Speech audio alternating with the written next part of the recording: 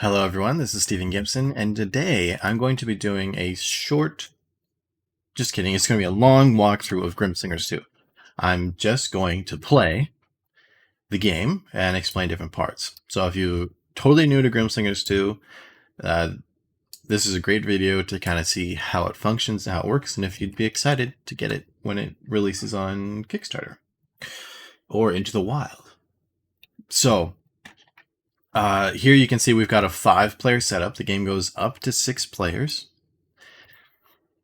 And it is, it works very well and very similar depending on the player count. Sometimes you'll see in a co-op game, it'll be easier for multiple players. And that is still true here, but it's only a small change in my opinion. Whereas the disparity between a single player and 2 players is huge in other co-op games. And it's not so big here. And we'll get into why. So the game is already set up, but the way that Grimslingers is designed is to be very easy to get into. And the campaign, which I've got here on the right, is set up and written in a way where it is both it's the rulebook and the campaign. So it's a tutorial that teaches you how to play, how to set up the game, how to put it away, all those things at the same time. So your first start with the game is going to be probably at least 1 to 2 hours as you go through this. It'll be very thematic. Everyone can kind of sit down together and do these things at the same time.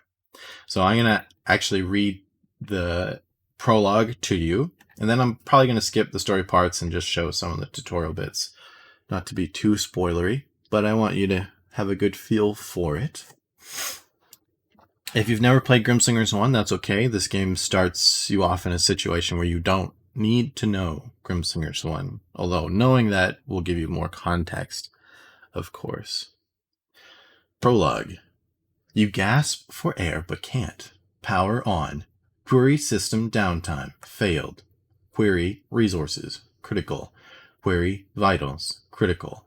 Error code 53. Memory corrupted. Initiate memory download. Error code 38. Network unavailable. Ping watcher resources. Error code 87. Watcher unavailable. With all your might, you struggle to breathe, managing only a few short, choked breaths. Emergency subroutine 8. You begin to panic. Something has a tight grip around your throat. You're unable to feel anything beyond a raising pain from your neck. Bursts of white light flash before your blurred vision. Initiate Lazarus protocol. Failed. Insufficient resources. Protocol attempt 7657. You can finally feel your hands, allowing you to reach up and pry at whatever it is around your neck. Energy level critical. Ping watcher. Failed. Initiate emergency distress signal. Failed. Network unavailable. You manage to scream for help as you loosen what feels like rope. A stormy sky is flickering above. Initiate Lazarus protocol. Failed. Insufficient resources. Protocol attempt 7658. You're suddenly hit with a bolt of lightning, causing you to lose consciousness. Energy level maximum. Ping watcher success. Initiate Lazarus protocol. Success. You awake on the ground surrounded by little fires and a smoldering branch, a now charred rope wrapped around it. A feeling of power courses through your body. You look down at your hands as pulsing blue veins illuminate them. Able to finally rip the cord from around your neck. Sorry, my kid just dropped something. Able to finally rip the cord from around your neck, you do just that and toss it to the flames. A crack of white lightning lights up the colossal tree from which you were hung. More than a dozen dark silhouettes are dangling from its branches. You're able to make out a few others like yourself struggling free, their glowing blue eyes piercing the dark of the night. Welcome to Grimslingers 2, Fallen Gods. Alright, so there's your prologue. Pretty intense. Chapter 1, Tutorial 1, game time 60 minutes. Resurgence. The first... This... Okay. The first few chapters of this campaign will act as a tutorial for how to set up, play, and put away Grimslingers 2. All you need to do is keep reading and follow the instructions given. These first few chapters are big reads. After you've completed the tutorial chapters, the game becomes much more open, sandboxy, and full of player freedom. I'm trying to write this as if it's a friend talking to a friend. I feel like that's just the easier way to understand things instead of being overly formal. Take the in-between map from out of the game box and place it in the center of your play area, which we've already done. And this is not the final map. It'll have the name in between on it. All right. There's a red meeple inside the box. This is the player marker and is used to denote your location on the map. Place it at the hanging tree. We've already done this. Hiya! Okay. This story takes place in the Forgotten West, a strange land in the American frontier, cursed by a mysterious phenomenon that keeps those who enter from ever leaving, at least with their lives. It consists of several notable areas. The Northern Territory, now known for its infamous debut of the Grimslinger gang some years ago, i.e. Grimslingers 1. The Eastern Territory, a colder land home to the last remnants of the Warlight faction and the curious heretical order of the Futuresmiths. The Southern Territory, which houses the capital of the Forgotten West, Black Eden. The Western Territory, largely covered by the so-called American Ocean, a space-defying body of water rife with piracy and peril. Lastly, the Central Territory, featuring the Great Whistletooth Mountain, birthplace of the Witch King cult. Nestled inconspicuously inside the Central Territory is the in-between, a lot of land less interesting than almost all else the Forgotten West has to offer, or so its reputation goes. However, you just might find that this humble stretch of earth is hiding more adventure than anyone ever gave it credit for. In recent years, it's become known for one thing and one thing only: the final resting place of the short-lived Grimslinger gang. It is here the tall tale of the Grimslingers will begin anew. Sorry for the noise, if that came through. With you as its protagonist. The legend is yours to write. The choice is yours to make. This tall tale, your tall tale, begins now. You take a step forward and sink into the mud, the earth soaked from the monolithic storm above. Your foot stops at something hard. Reaching down, you grab at whatever it is and unearth it, a rusted gun. Not just any rusted gun, you suddenly remember. Through the haze of your stifled memories, you recollect the uniqueness of this firearm. A gift from Icarus, the Iron Witch, a magical revolver capable of creating bullets from the ether, crafted by the last of the Futuresmiths to serve a unique purpose, or rather, a Grimslinger, you. And then you see now we go into rules text, which there will be lots of pictures, no worries. And I'm going to read this just to show you how the wording, and this is still a work in progress. Player board and signature weapons. Place your player board in front of you, which I do not yet have in the game, but it's certainly a way to organize your play space and have reminder text. Place it in front of you. This area and around it is designated as your character space. There will be times during the game when you will be asked to place something in your character space. You should place it somewhere near your player board that is easy for you to see and reference. Signature weapon slots. So these cards here, these rusty ones, these are actually printed on the board. Printed on your player board is your basic signature weapon. As you play the game, you acquire new weapon parts to build and customize your own unique signature weapon. Your signature weapon has 3 components. From left to right, they are barrel, chamber, grip. Barrels and chambers. These function mechanically the same. They offer unique effects to your weapon attacks, which will be explained soon. Grips. These have special clash and match bonuses. The clash bonus is applied to your weapon attack cards for having... Let me zoom in here.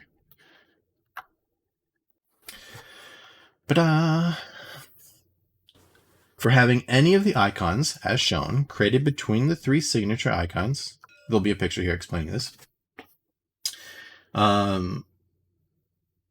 As shown, created between the 3 signature weapon cards not match. They don't form a complete icon. These icons also represent the type of that card. The type listed on all 3 cards determine what type your weapon attacks are. So these ones, I have natural weapon attacks because these will have a natural type here. For example, a natural type barrel and chamber along with a dark grip means that your weapon attacks are natural and dark. Likewise, if you had a natural barrel, a light chamber, and a magical grip, your weapon attacks would be all 3 types, natural, light, and magical. Clash bonuses are generally give a straight power increase to your weapon attacks. A match bonus functions the same way as your clash bonus. Sorry for the noise. But instead of being applied for having mismatched incomplete icons, they are applied for having two matching completed icons as shown. A match bonus typically... So, actually, this has changed since I've written this. Swap these. The clash bonus is now the match bonus. So, the match bonus gives you a boost to a certain type of card. A clash bonus gives a boost to your weapon attacks. And you get your clash bonus if one of these icons is mismatched. You get the match bonus if both of your icons are matched. Your starting grip has no magic clash bonuses. This is to help keep things simpler for you right now, but you'll be upgrading your weapon in no time. So, yes, obviously this is still a work in progress. Things need to be updated. And then there'll be another story beat that leads into the next explanation, which would be weapon attacks. And then another story beat leads into the next explanation, your starting deck, which is over here. I'm not going to read it all. Let's actually play some. Just do a few rounds to kind of show off more of the mechanics. So there'll be, it's not quite decided yet, but there'll be in some form or another an area book, a creature book, and a campaign book. So out of the campaign book, you're reading this stuff. The area book is this thing over here, and the creature book is this stuff over here. Houses all the events for creatures. So each area has its own attack and modifier rolls. So it determines what creatures are fighting you, what special modifier they're getting, which we'll see here in a second, and the details for each area. So when you start your adventure, basically you have adventure turns, and on your adventure turn you move and you resolve. First, if there's a token there, you resolve the token. And then second, you resolve the area underneath that token. And then that would be the end of your adventure turn. And the next turn, again, you'd move somewhere, resolve a token if there's one, and then the area underneath. These tokens won't necessarily start on the map. They are the result. I'll just have it out here just so you can see. They are the result of actions you take a lot of the time. So, you might come across a bandit and you fight them, and then at the end, the creature bandit event gives you the opportunity to let them live.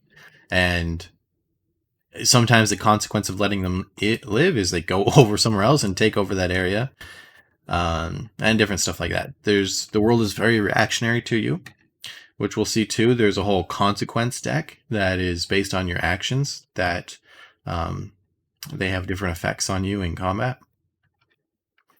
So we're at the hanging tree.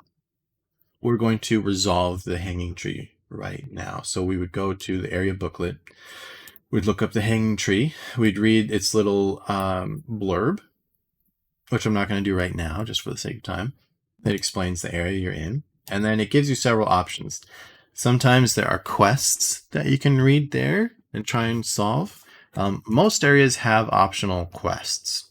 They'll be like, hey, give these items or do this thing and you'll get a special thing. Because the game is, and we'll see more of this in a minute, this is meant to be like a looter game, like Diablo, Destiny, that kind of thing. There are 3 loot pools here: common, rare, and legendary. There's also a 4th one, the special loot deck. Special loot deck are things you can't get from normal loot rolls, from fights and other events. These are things specifically tied to a quest. And other things tied to quests are getting special allies. I'll give a little spoiler alert here. Like, for instance, this Ancient Spectre is an ally card. You can take allies with you. You can see all of them here in this list right here. There's a special quest to get this Ancient Spectre as an ally. So there's always fun people you can add to your posse. Oops, I put that on the wrong deck. Okay, so the hanging tree gives me 2 options. I can loot corpses or I can pay respects to them. Each one comes with different consequences. This one's pretty simple. You're rarely ever going to go to the hanging tree, so it's not super detailed.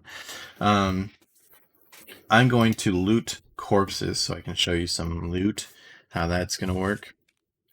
Also, during the tutorial, you're going to get weapon parts that upgrade your weapon almost right away after your first fight. I've just kind of skipped that whole situation, but building your weapon is one of the most fun parts of the game, and the tutorial definitely gets you doing that right away so that you can be excited. I've found a lot of times if the tutorial doesn't give it to you, that it can take a while to get enough parts from looting other things that, you know, you might not upgrade your weapon for 2 hours or something. So, yeah, but it is a fun part that I'm going to get into here soon. So, I'm going to loot corpses. You decide to pillage the remains of the hung. Each player may do a tier 1 loot roll. Then, as a group, roll 1d6 for the consequences. So, I'm going to go to tier 1 loot roll. And it's not necessarily going to be set up this order, so you don't have to flip back and forth too much. The loot rolls will probably be, I don't know, on the back of the book or some easier to manage system. But right now, here it is. So, a tier 1 loot roll. You're going to roll 1d20. And I got a 7, so I just go for what does 7 get me? It gets me 2 common. Now, an advanced loot roll is roll another 1d20, and that gets you better loot. Yeah, so I get 2 common cards. So I'm going to grab 2 random cards off the top. So I got a Gobbo Boog and a bottomless flask of whiskey. Nice. So what happens with cards that you gain is they go into something called your Ether Vault. Your Ether Vault is your inventory. You cannot access it whenever you want. You can only access it and alter your combat deck, which are the cards you draw from during combat. You can only adjust your combat deck in Ether Vault when you're at designated locations. The icons aren't on the map right now, but they're towns that you can go to that let you adjust it. That way you're not constantly interrupting your adventure by reorganizing your deck with a new thing. It works well. And yeah, so the cards you gain go into your Ether Vault. You can look at them, but you put them in there. And you can look forward to them when you get to a town or an Ether Vault location. So I looted the corpses, but then I have to roll for a consequence. Because like I said, our actions have consequences in this game, 4 through 6. So I'll add the revenge-seeking undead consequence card. Now, right now, these don't, but they will have a big number on the back. So I could just be like, add consequence 46. So you just look through the 46. Right now, I don't have that, so I have to annoyingly look through. I already know where everything is, and find it. So I have this consequence card. You can look at it. It's fine. Actually, in the end game, I might not let you look at it. You'll just take out the number and place it on top. So we know that there's some undead that we've annoyed that are going to come and try and get us later. So that goes straight on top of the fate deck, which is going to come into play here soon.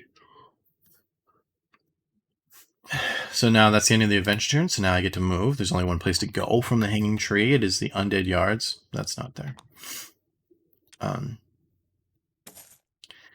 Now, most areas have multiple options. There's usually a, do you want to fight? Do you want to not fight? Or sneak through? And then optional quests. So for this one, there's the fight is Ghost Puncher Club. The not fight is pass through, and the quest is summon an ancient specter. I'm not going to go through the ancient specter quest, but there's always a little bit of a story, and then some requirements for doing the quest. And then some areas also have secrets where it's like, hey, you can only do this thing if you have this card, and you may not know how to get that card, but one day you find it and it unlocks a new option for you in different areas. So there's lots of interconnectedness in the area. Kind of like a Souls setup, right? Things kind of intertwine, new things open up as you get different objects and stuff.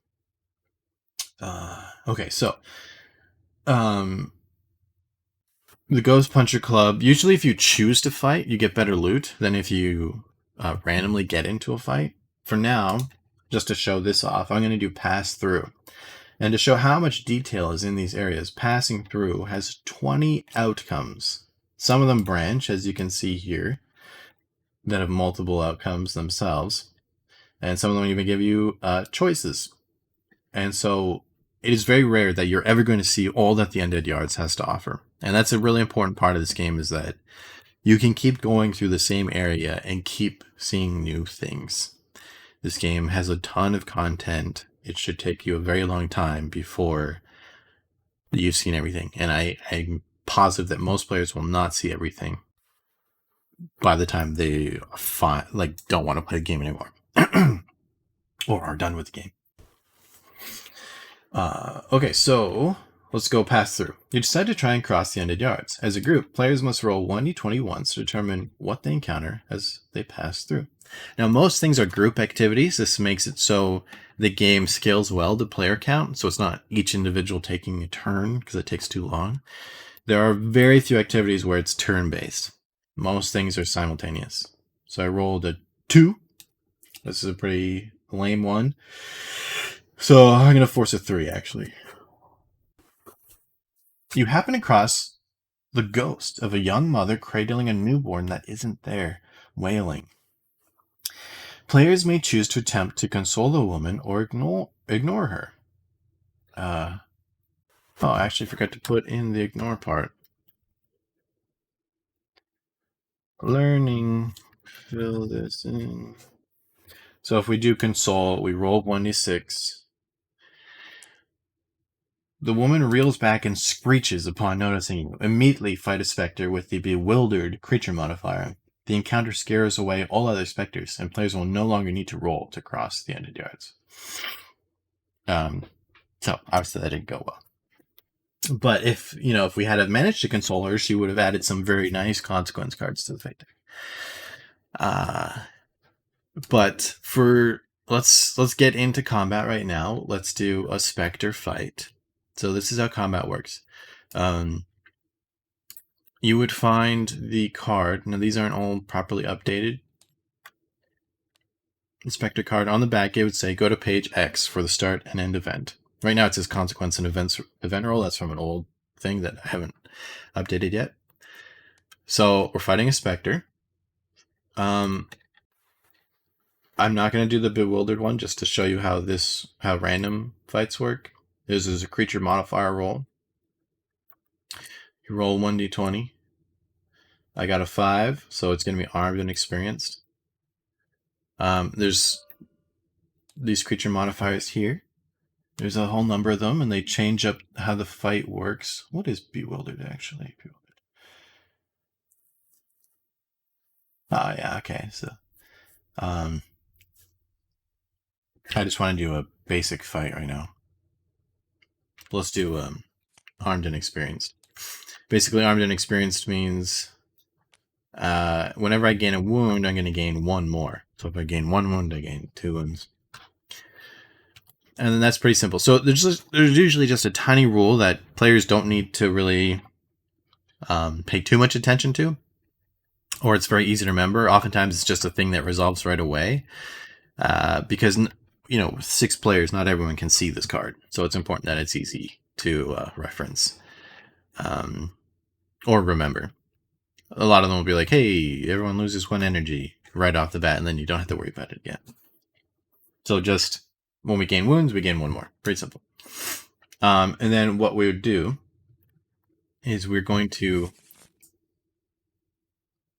draw up to our hand size. Now I'll start explaining what all these kind of cards I have are.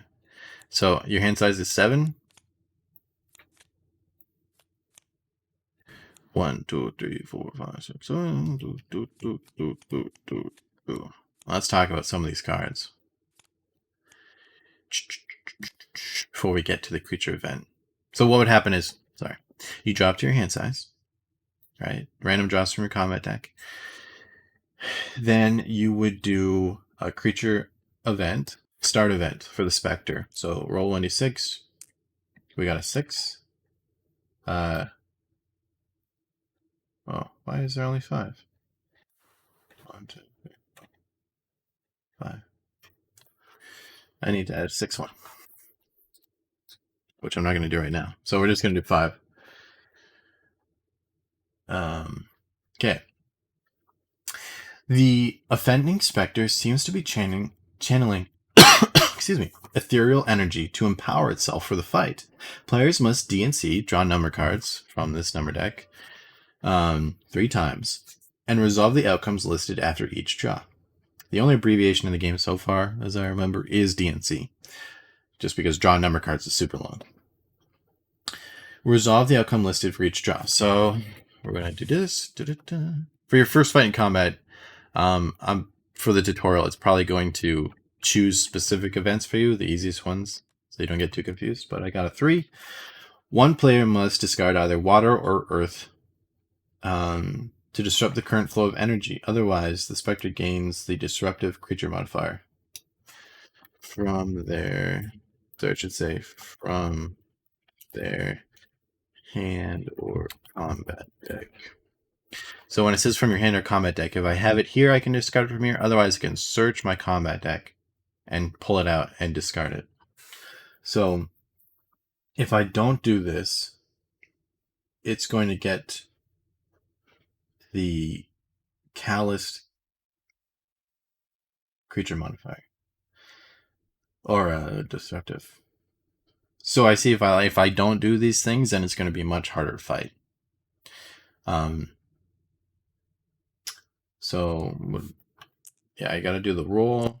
I got a 4. Yeah, so I can discard my water, but since it's in my hand and I'm not going to get to redraw, I'm going to actually do earth from my combat deck so I can keep the hand to 7. Discard pile goes there, and we have the DNC 3 times. We got a 2, so I got to do ice or fire. I'm going to do fire. And, you know, different events as you're traveling may make it so I don't have these cards. So he's going to power up pretty strong. And I could roll a 1 3 times. And then obviously I can't do that all myself. If there are multiple players, that would be easier. So I got a 1 again, so I'll get rid of my ice. Sweet. Oh, I did this wrong. I was rolling for some reason. It has to be a DNC. So I did it wrong, but we're just going to go with it. You DNC to see what, not roll. I'm going crazy. All right. So that would be the start event. So the creature didn't power up, but I did have to waste a bunch of elements to disrupt that process. So now we go into the fight. Now, an interesting thing with Grimslingers 2 is that you get to choose your difficulty in combat. The everything else is outside of the combat in the areas is kind of an even field in terms of difficulty, but in combat, harder creatures are up to you. So there are different attack decks. There's going to be 4 in total. Right now, there's only 2 in the game.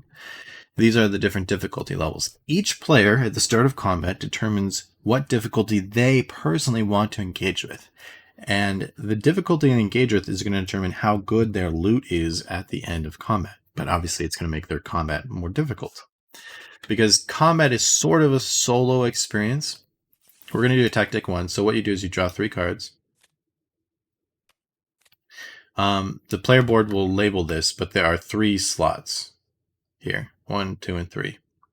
I think there'll actually be 5 slots, but right now we're just saying 3. These are the creature's attack cards. So everyone draws their own cards. Yeah, say if there's a player over here. So then we each have to solve this puzzle by ourselves. But there are cards that we have that affect other players. For instance, I can give another player energy by discarding a mana worm.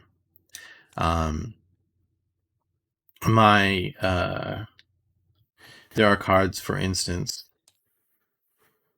my wind. Oops. All players may rearrange any opposing cards in play. So if I play my wind, it's going to help my other friends out. And those, when I've been playing with lots of players, playtest with lots of players. It all works very smoothly, but there's a lot of coordination between players. Hey, can you play your win so that I can do this? Or like, hey guys, I need some help. Can anyone do a flip card effect, or stuff like that? So while I do have my own puzzle I need to solve, I can help other people solve theirs with different cards that I play or can discard. So there's some really cool synergies. All players may remove one of their wounds from in play, 2 wounds if any other player's earth is in play. So it'd be like, hey, I've got 2 wounds, can you play your earth? And I'll play my water. But then another person, because I believe lightning. So if they play their earth and I play my water, we're helping each other. But then another person can play lightning and play off of my water. So there's a lot of like coordination, co-play, and affecting other players. And the more you go higher in loot rarities, the more interesting that gets, and it's really cool. So at the core of it, there is a puzzle here that I need to solve. I need to have more power in the 3 cards that I play combined than the 3 cards here combined. But there are some tricky parts on the creature's cards. This creature's flipped cards gain 4 power. The card across from this one is worth negative power. This card is worth negative power if a card with 3 or more power, with more than 3 power, after all effects have been applied, is played across from it. And they also have a type here. And there are 4 types in the game: natural, magical, light, and dark, which matters sometimes. So if I put a card here, this card's going to make it worth negative power. So it's going to be tricky to play a card here. I may want to try and flip this card. And then if I can play a card with power of 3 or more here, this one's going to be worth -3.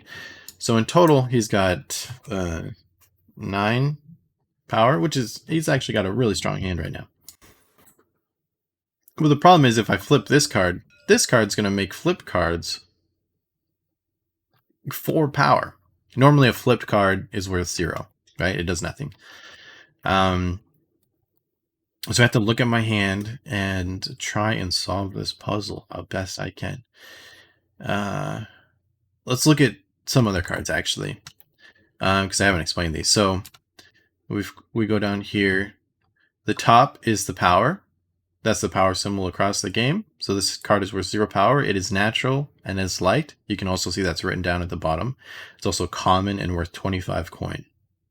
All common cards are worth 25. All rare are worth 50. All legendary are worth 100. There's a little flavor text. This is an item card specifically. Then the effect text. Now, here's a weapon attack. It's a little different. It's got its power, then it has its energy cost, and then its type, as it says here on the effect, is determined by your weapon parts. So my weapon parts are all natural. So this would be a natural card. But the additional effects are based off of my weapon parts as well. So my clash and match bonuses, which I don't have any. But I also, so this card is a 3 power here, but it gets +2 from these 2 cards. Right? So how you build your weapon changes your weapon attacks. And you have 4 weapon attacks. Yep. So each one has different amounts of power and energy. So your common weapon attack is like, I don't know, I forget. It's right here. Let me look. Yeah, it's 1 power, 2 energy. So it's easier to play, less powerful. So this weapon attack would be 5 power, but it costs 4 energy. But I have lots of energy here because it's got 2 mana worms, plus I'm at full energy here. And then aside from that, we have elements. They have a power. They're all magical and natural, and they each have their own special effect. And elements have their own special border. Aside from that, we also have spell orbs. These used to be called signature spells in Grimslingers 1. Spell orbs are like items, but instead they have an energy cost and only 1 type. And they're usually pretty powerful. So those are different types of items. So loot is broken down into items, spell orbs, and weapon parts. That's what you would find in these decks. And in your combat deck, there's a specific way it needs to be built that we'll get into a little later when we start customizing, but it's 10 items /spell orbs, And then you have 4 weapon attacks that you can't remove, 6 elements you can't remove. And then you can have up to 4 allies, which actually at the start of the game, you will gain 4 allies, which I'm going to add in 2 of them right now, just because. Shuffle that up. Allies are really powerful and they help a lot. So let me try and solve this one right now, and I'll talk my way through it. So I want to play my weapon attack in front of this one, because if it's worth 3 or more power, this is going to turn into a -3. So now instead of him being a 9, he's now only a 3, which means that's all I need to play. So I play my weapon attack. So now he's at a 3 and I'm at a 5. And that's it. And I don't need to play any other cards to finish that combat. So there'll be a win-loss tracker on your player board. Right now, I'm just using these little tokens. So I gain a victory token. I discard the card I used. I create a little discard pile for the creature off to the side. So that would be round 1. I won that one. Then I fill my hand back up to 7. Then we resolve a fate card. They're all different kinds here. So, summoned creature has shown up to enact revenge upon you. For what? You're not quite sure. I actually do know because we looted their bodies. So we get 1 player must choose to put this card in their character space. There's a typo there. It must stay until the player wins a round of combat. So now I have to put this in my character space. Next round I have -4 power to start. So you see our consequences. Our actions have consequences. Now we're going to grab a new set of 3 cards for the next round. And round combat is generally only 2 rounds. All right.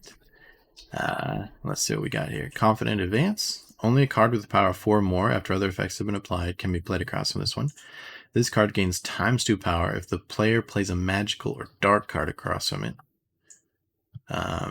Challenging Onslaught. This card gains 3 power if any card adjacent to it is flipped or discarded. When you first start the game, these will kind of be brain burners, but you'll start to get used to them pretty quick. And I find a lot of players helping each other out, and the point is that for however long you're playing this game, there are always really interesting puzzles as you go up in attack decks. The puzzles get a little more. Sorry, the puzzles get a little more power and a little more complicated, but never too much that it's like unbearable. It's in all my testing, it's been a lot of fun. Players really engage well with the combat because it's always interesting. Modifiers change it up, consequences. There's lots of stuff that can happen, and building your decks around overcoming the challenges you discover. So I have -4 power. He's got 6, 8 power. Only card power. So I can't play a card there unless it's 4 or more. So I'll have to use my weapon attack again. Now you can take cards in and out. Like you can just, whatever you need to do to like try and figure out this puzzle, you can do. So if I were to take my weapon attack back, I would gain my 3 mana back. My energy, sorry, not mana. But I'm going to put that in. So that's a 4. All right. And I need to get up to 8. So Very Rusty Saber. You may flip the card across from this one if it is 1 power or less before or after other effects. That doesn't help me. I'm going to get rid of my Mana Worms to gain 4 energy. +1 power to any adjacent card of yours. I can't play a dark card there. Dang it. That does nothing. If I play a magical card here. So if I do Very Rusty Saber, that puts me at 5. And if I do water, 6, 7. So if you lose, this is a good situation because I'm not going to win this round. Oh, because, yeah, I'm at -4. I can't win this round. So when you discover you can't win, and oftentimes, you know, if you're really clever, you can win most of them, especially with other players helping. But losing is not the end of the world. What happens is you just keep your cards. And I will say, if you want to discard any cards at the end of a round, you can just discard them. It's not a very good idea, but you could do it. Just put them back. Be like, all right, I'm losing this one. You're going to gain a defeat token. And then we're going to clean up the cards. Combat's over. Shuffle those back in. Get rid of our consequence cards. Going to get discarded back to here. Shuffle that back in. And over here, just to show, there are starting faded ones go back, or they get discarded here, but consequences get discarded back to the consequence deck. All the cards we didn't use get to go back into our deck. The way we get cards back that are discarded is by using our anima. It costs energy or we gain a wound, which is something I haven't talked about. There is no health in the game. There are only wounds.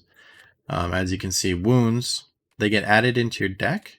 And as you draw them, you have to put them into play in your character space, and they lower your power. And they can do, let me show you a cooler one. They can do stuff like, hey, you're missing an eye, all your -1 power to all your cards in play, or you're missing a limb. You play 1 less card into combat this round. Normally you play 3, right? So you gain wounds. They make it harder to win, and making it harder to win means it's harder to get good loot. And some challenges require a certain amount of victories to be completed. So for every victory, you get a +1 to your loot roll. For every defeat, you get a -1. At higher attack decks, your defeats are not -1, they're like -3, -4. So losing is much worse the higher attack deck you go up. But higher attack decks give you access to better loot when you beat them. So these two cancel each other out, so I'm not getting any bonus to my loot roll after defeating this creature. Now, before I do my loot roll, I'm going to do the end event for the Spectre. So I roll 1d6. I got a 4. A dark feeling overwhelms you as you land the final blow on the Spectre, causing it to dissipate into the ether with the following warning. What have you done? A shadow springs from out of the earth and grows into a swirling mass of black, which then slithers away out of sight. It would appear as if the Spectre you killed was holding back a darker, more formidable spirit now unleashed. Place a demonic presence token on the nearest town. So I would go... again, like I said, this map is not finished. The nearest town to us would be probably that one, yeah. Yes, that would be the nearest town. So now a demon has taken over this town, and that was our fault. Whoopsie. So again, you can see how the world is reacting based on, changing based on things you've done. Now wounds, when you have a wound, which I didn't gain a wound, but they get discarded into your discard pile, so your wounds stay with you until you find a way to remove them. And you can have at max 10 wounds. Also, just other things. You can find other animas in the game that give you special little bonuses, like this guy Bill, he gives you +1 to your ally limit. Or if he gives you +1 to your spell orb limit. This guy gives you -2 max wounds, so you're gonna have 8 wounds at a time.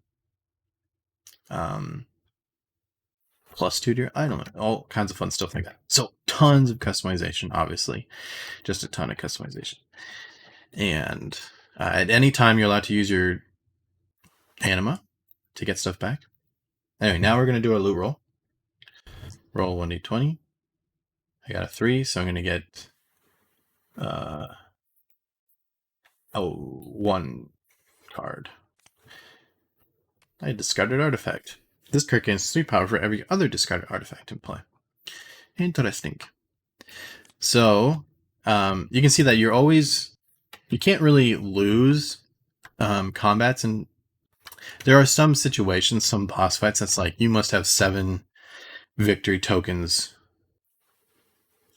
in order to win, or if you have this many losses, you can't go on to the next part or something like that. So there are some like kind of game over situations, but generally you never lose combat. It's just how well you win, how rewarded you're going to get, and that's important. You're always the design goal is always moving forward, always gaining progress. It's just depending on how well you perform, you gain progress faster or slower. So then I'm going to clean up combat. This game is also designed to just be really quick to set up and take down. Get in and out of combat real quick. You just put those 2 cards back, and we're golden. Because Grimslingers 1 tended to be very tedious in some of these aspects, so wanted to fix all that with Grimslingers 2.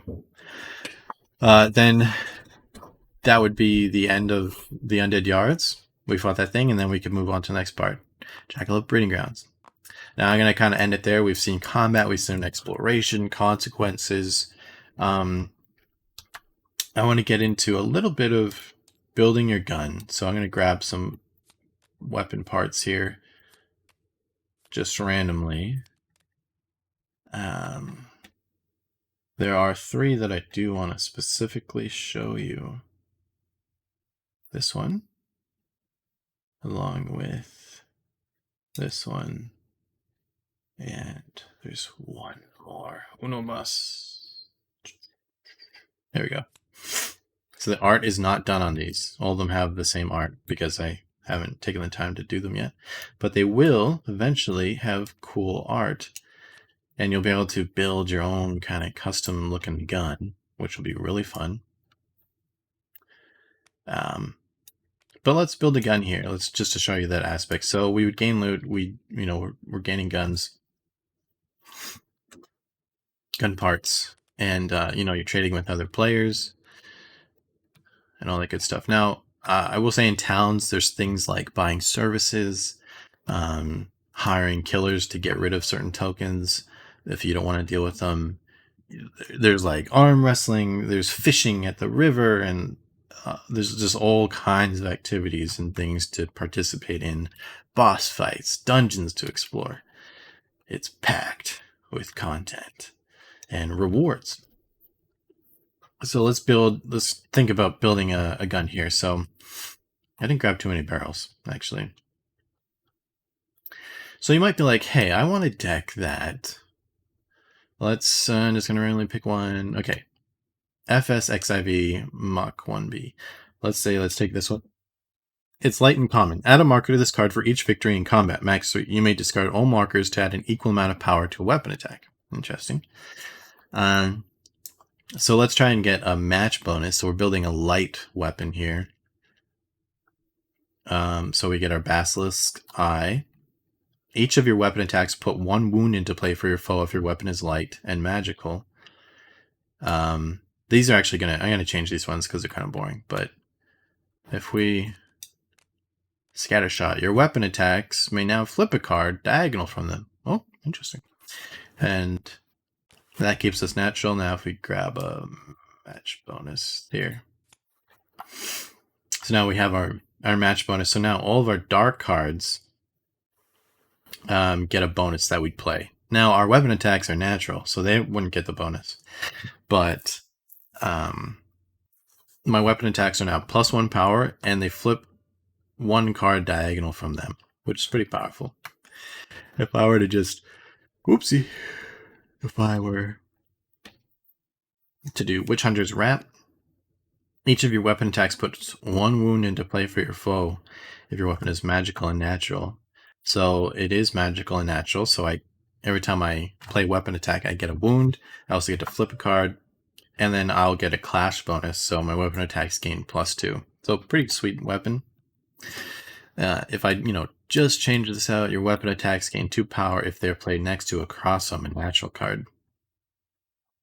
So I would want to build my deck to have natural cards to play well into this.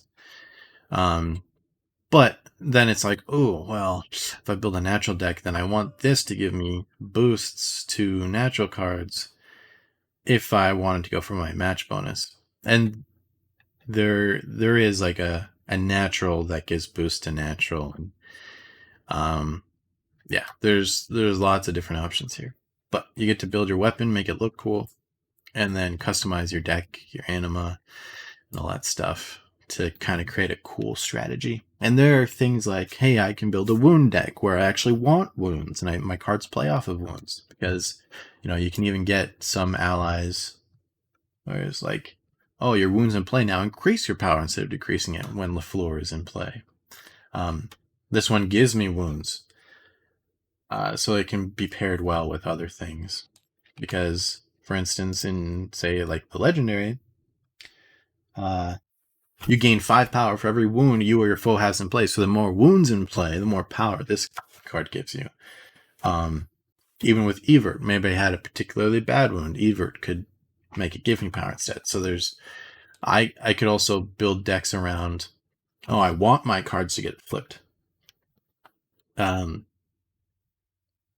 instance, the Mystic's Tomahawk, if this card gets flipped, either by myself or some other foe or something like that, my foe gains 3 wounds. So there's, again, just a ton of ways to build your character and things to experiment. And, as you gain loot, you're changing it based on what you're getting. And like I said, there are special cards that you might want to specifically go after. Like Vorpal Shift is part of a quest reward. Pick any card in play. If that card's effect increases power, it now decreases it, and vice versa. So that's obviously that can be used on wounds, and stuff like that. This is a Warlight gun. Again, the art's not on there. It's a special gun. You could use one part of the gun or all parts of the gun. This one lets you stack dark cards on top of each other. So even though you can only play 3 cards, this one lets you play multiple cards around, which can be really powerful. And obviously that gun's all built towards working with itself, but you can, split up the parts if you want to. Yeah, there's just a lot to the loot system and the world. These things I didn't really talk about. We kind of saw one get added, but these are area events. They're multi-option events. So like this is a caravan, and then when you approach it, it could be actually a demon transport. Someone's sending a demon back to hell through a dark door, or it's an armory van. It's got tons of cool weapons in it. So if you overtake it, you can get all these cool weapon parts, or you can escort them to wherever they're going, and then they pay you for that service. Here's a treasure chest you can try and open that's sealed. Here's a rare creature. You can get its head for extra money. Here's a merchant. A bandit takeover. And with the bandit takeover, it's like, do you want to infiltrate it? Do you want to set up explosives? Do you want to just challenge their strongest guy? The demon is, there's a massive demon that's taking over. How do you banish it? And there are other event tokens as well. And so, see, the world is very fluid. There's a great reward structure here. There's a really cool combat system, and people have been having a lot of fun. So I'm going to end it here. But I will say this, for cleaning up the game, there will be slots in the box where you're just going to take all your cards, put them together, and there's a slot for each player's cards. You just, and then when you go back to play, you're going to put it your player board and just grab your deck and then put them in the right spot. It's very easy to clean up. There's no customization of like in Grimslingers 1, like the creature, each area had like specific creatures you had to lay out. You don't do that here. It's just kind of pop it out of the box, put things in their spot, and you're good to go. And so the goal is 5 minutes to set up, 5 minutes to clean up. And I believe that has been achieved. So thank you for watching, listening. Hope this has helped you understand Grimslingers 2 and be more excited for it. Until next time.